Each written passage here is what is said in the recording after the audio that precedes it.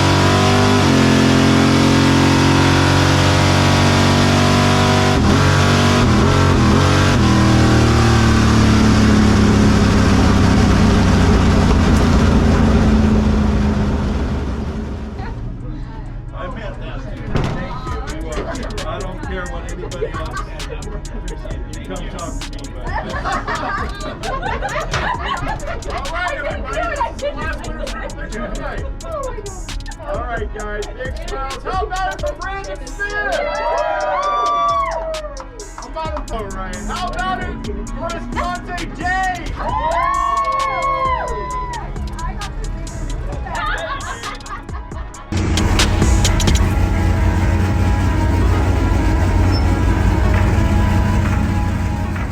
Alright guys, had an amazing day, as you saw.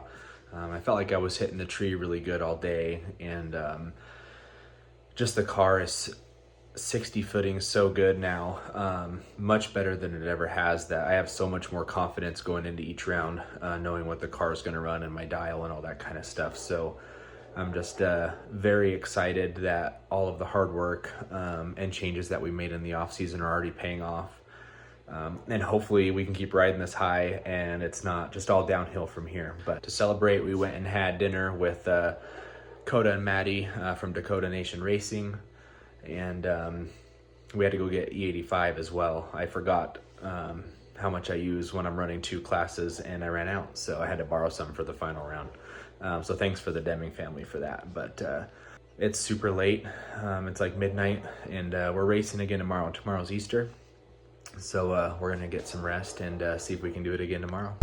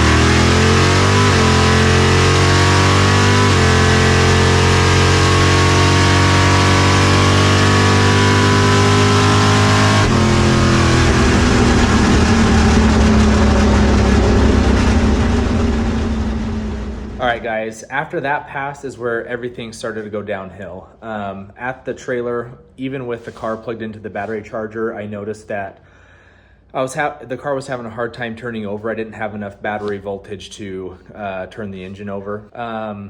This is the second time something like this has bit me, and honestly, it's my fault. I have not ran an alternator in the car since I've started drag racing. And I have two Optima yellow tops in the trunk, and they work great. I think I just have asked too much of them. I think they're 2 or 3 years old, and not running an alternator on the car, just asked too much of those after a while. And I just didn't have enough time to charge at the trailer to have enough juice in them to get the engine to start. So for the next round of nostalgia, I left the battery charger on the posts and got the car to start at the trailer, and then went down to the staging lanes, honestly just hoping for a miracle that it would start. Yeah, got down there, had to shut the car off to get buckled in, check the tires, all that kind of stuff, and unfortunately it wouldn't start. So I had to pull out of nostalgia, and we actually had a battery charger hooked up to the posts, and then took the trunk lid off, and then had another battery charger or battery jumper connected right to one of the batteries, and that got it to fire. So I was able to get back to the trailer. At this point, I didn't know what to do. I went up to Jade and I said, I don't know if we're gonna have enough time to charge before we were going into the quarterfinals of Pro. And I just didn't know if it would have enough time to charge, but luckily a great buddy of mine, Zach Meziere, uses the same yellow tops in his wife Allie's dragster, and that was sitting there. So we yanked the batteries out of that and put them in the Nova, and that got it to fire up perfect. So after scrambling for 15-20 minutes getting those swapped, I was able to make the quarterfinal call for Pro, but I made another mistake in the midst of all this as well. I checked the tires when I went down to the staging lanes for nostalgia, but I did not check them again before I went down or when I was in the lanes for the quarterfinal of Pro. And at this time of day, it had started cooling off, and what I didn't know at the time, I had about a pound less of air in the driver's side tire than I did the passenger side tire, and it caused the car to leave all funky and slow down to the 60 foot. Which ultimately ended up costing me the round, I believe. In the quarterfinal round, I was 30 on the tree to my opponent's like 60. And I was racing one of the Demings, and anybody from Division 6 knows if you line up against any of the Demings, you have to be on it. And as you can see in the video here, the car just left all sideways, killed a ton to the 60 foot, and then we got down to the end, and he just started sawing me up and ended up taking the win. Definitely an unfortunate way to kind of end the day and end the weekend, especially after winning nostalgia on Saturday night, but I still can't complain. I went a ton of rounds. The car is working amazing. I did already put 2 new batteries in the trunks. I have 2 new Optima yellow tops in there, and then I am putting an alternator on the car finally. So I have the bracket all mounted, ready to go. I just have a mini I think it's 150 amp or 120 amp alternator on the way to put in there. That way, hopefully I don't run into this again when we start going rounds in the future. But we'll be back to the track here in just a couple of days for our Friday night race, and hopefully all of our battery and our charging issues are taken care of, and we can keep the momentum going. Like I said earlier, I hope it's not all downhill from here, and hopefully we can just keep hitting the tree good, and the car's running great, and see if we can go around some more this weekend. As always, I really appreciate you guys liking these videos, following along, subscribing, everything that you guys do. Until the next video, you guys take it easy. Thanks again for watching.